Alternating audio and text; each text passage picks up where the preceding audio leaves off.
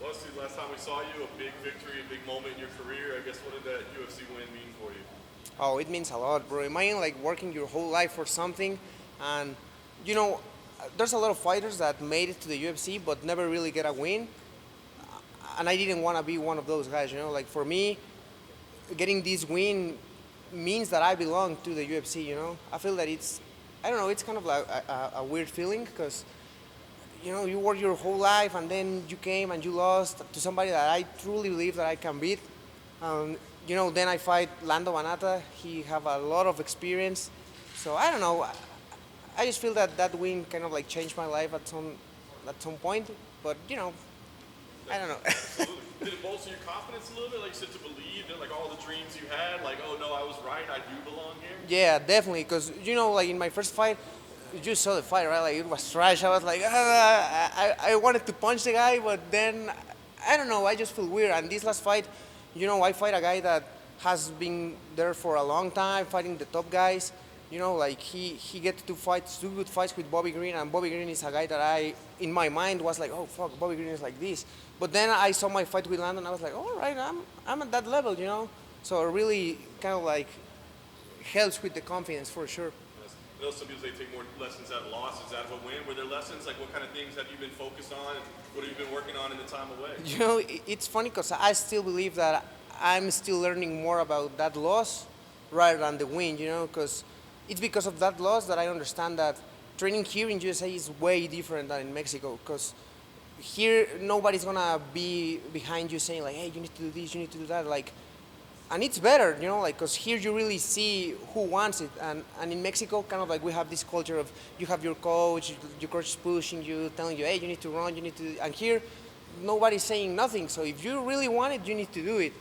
So I'm still learning about that defeat, and also it's because of that defeat that I found my coach Dewey Cooper, Coach Capetillo. So I don't know. I feel that in a fucking funny way, that defeat is the best thing that could ever happen. Absolutely. Now you're part of this Noche UFC event, right? I mean, a brand new thing, but obviously celebrating Mexican Independence Day. I gotta imagine it's special for you. What does it mean for you to be a part of this card?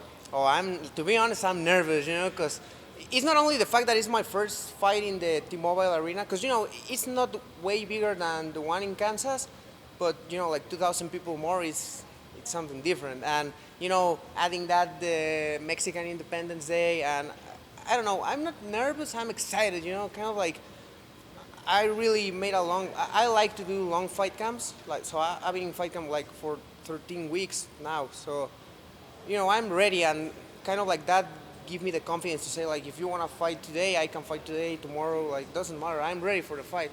So Another real experienced opponent as well. What do you think about the matchup?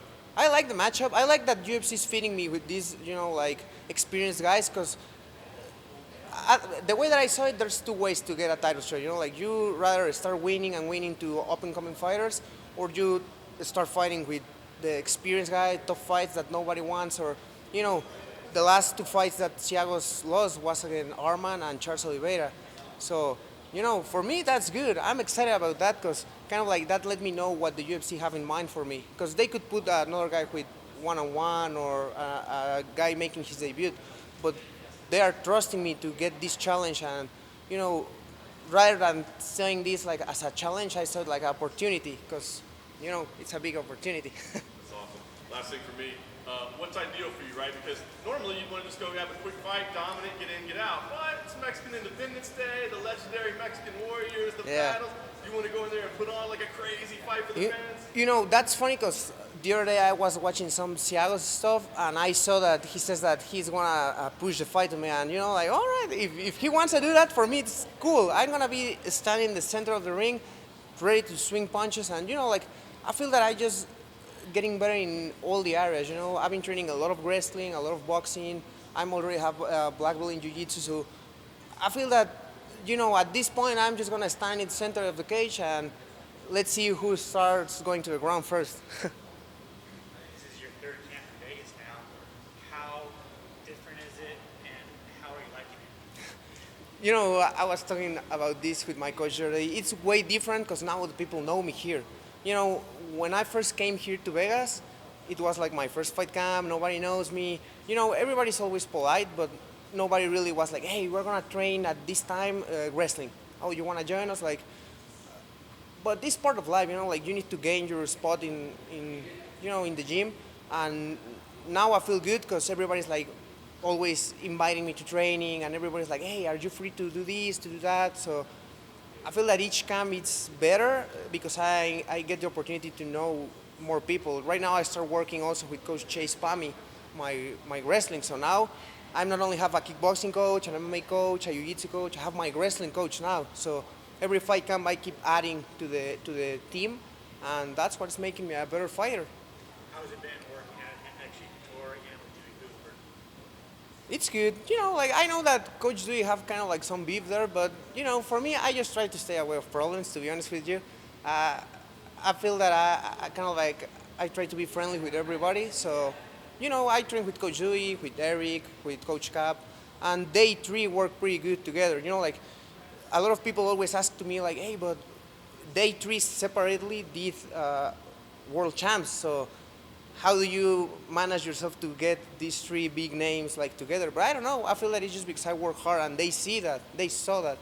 So probably it's because of that. I don't know. And then finally, the Contender Series is back. You got your contract off the show. How did that? How important was that show to your? Oh, it was very important. Actually, being here today just bring me back memories when I was here in their bike. Like, I feel that people don't understand how badly some people work for this, and some guys really doesn't even have the chance to show to the world how good they are. So Contender Series is a good platform because now also in the other hand you have like small leagues that they are trying to cheat the system, putting guys like fucking 30-0 and they fight nobody, and then the UFC sign those guys and they lose like in 2 fights. So I feel that Contender is a good way to kind of like prove that you really belong to the UFC. You keep up on it. You still watching it? What do you think about this Yeah. so far? It's good. Yesterday, it sucks because sometimes you win, but you didn't get the contract. Yesterday, a teammate, Timmy Kwamba, he fight and he didn't get the contract, but he get the win. So he's still young. I know that eventually he's gonna get the call to the UFC, but I don't know. It's heartbreaking sometimes because there's guys that, they really put everything into the UFC and they don't get the opportunity. So kind of like I don't know. It's sad, but at the end, it's a good show. But often too, we see guys that don't get a contract still get their name on a fight. Exactly. And I think with that performance, more than likely he's probably going to be one of Oh, those guys. sure. He's gonna have like probably a short notice fight, or he just go out, win one more, and because that also happened with the guy that I fight in Contender. I remember that we both got a good fight, and he didn't get the contract, but then he go back to Brazil, win one more, and then he came back, and now he's in the UFC. So I feel that it's a good spot to get the opportunities, and you also get a lot of eyes on you. Like we have the opportunity to talk with you guys, and I remember my first interview. I was like, oh shit, because you guys are more famous than me, like. So, yeah. Who do you think wins between Alexa and Valentina? I think Alexa win just because you see the stats. Like every time that a champ go right back to the rematch, it doesn't always work good. Especially because like as a new champ, you have this confidence. Also, I don't know how this is gonna affect in Valentina's, but like Mexican crowd is fucking loud as fuck. So, I don't know. I don't know what's gonna happen, but I believe that Alexa got this one. Awesome. Thank you, sir. Appreciate it. Thanks, guys. Nah.